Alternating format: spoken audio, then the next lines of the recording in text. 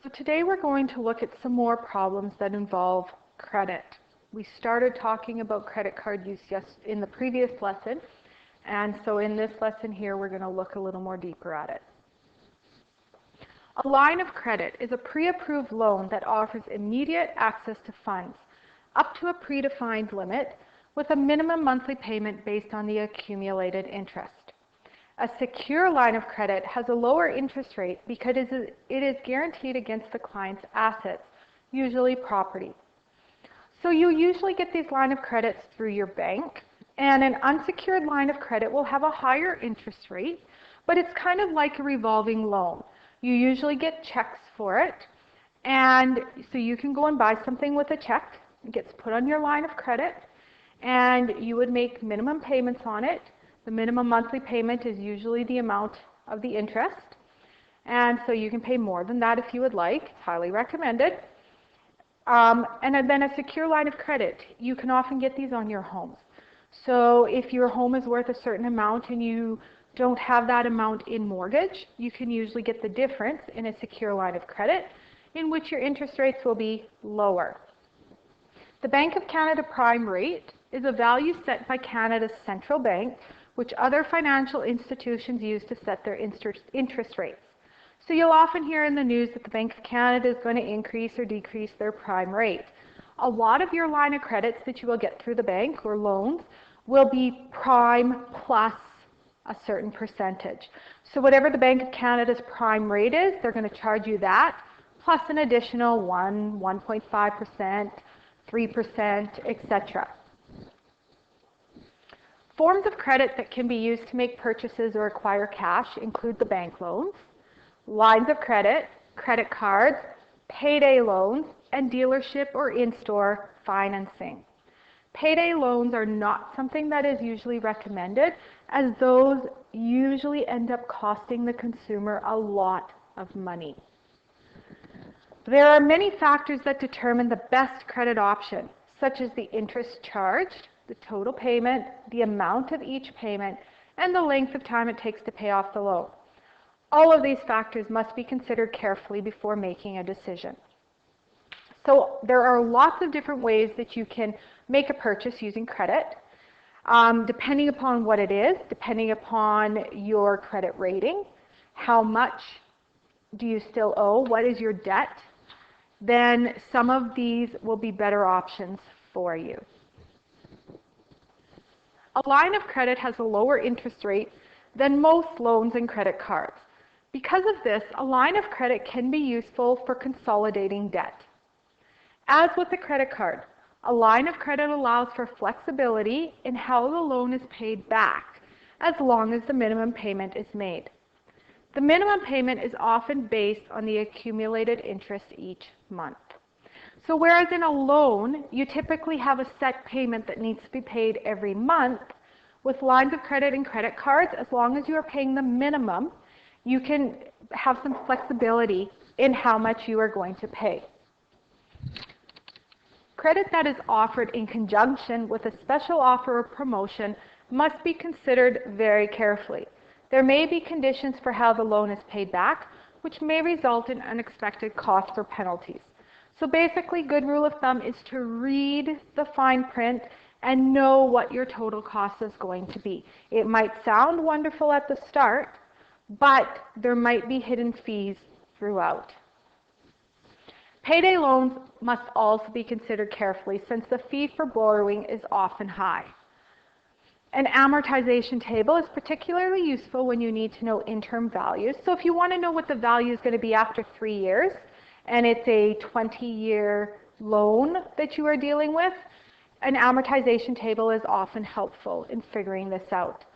Or when payment amounts or interest rates vary throughout the term of the loan.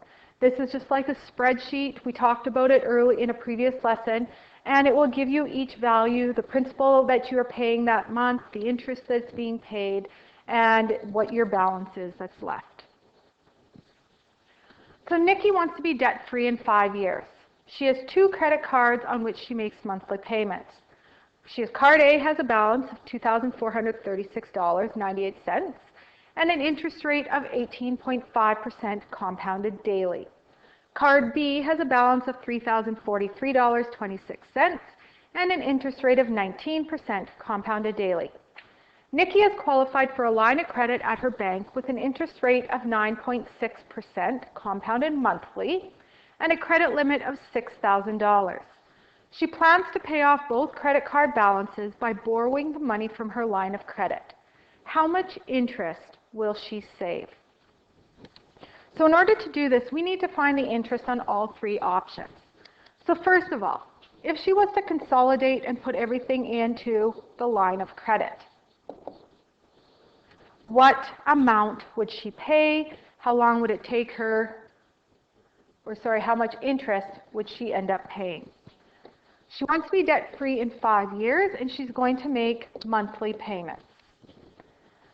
Her interest rate for the line of credit is 9.6%. The amount that would be on her line of credit would be the sum of the two balances on her credit cards because she's going to consolidate them into one. So when we add those together, we have $5,480.24. Remember to put it in as a negative. We don't know what her payment amount would be. We just know she wants to be debt-free in 5 years. So this is what we are looking for. The future value will be 0.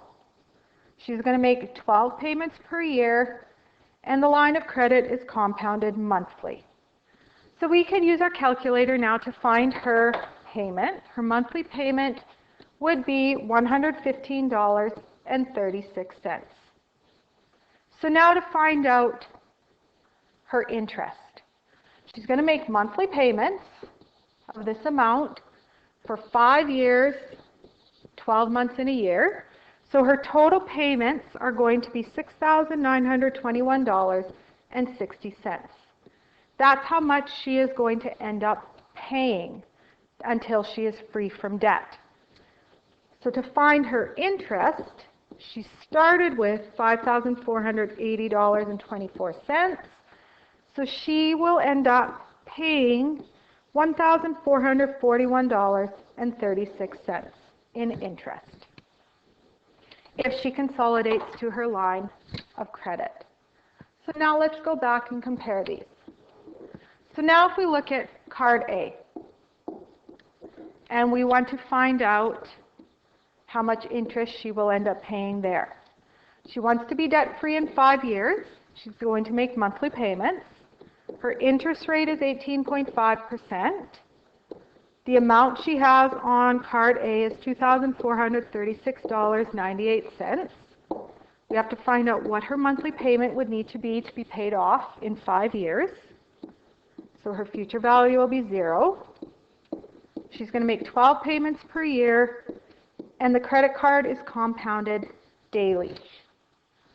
So when we put all of that information into our calculator, we are going to get her monthly payment will be $62.73. So now we need to find out how much interest she'll pay. So $62.73 monthly for 5 years will give us a value of $3,763.80. Finding the interest, we will subtract $2,436.98, and she will pay $1,326.82 in interest.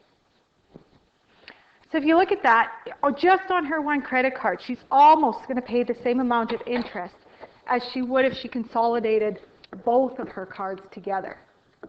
So we know she's definitely going to be saving some money to put them together.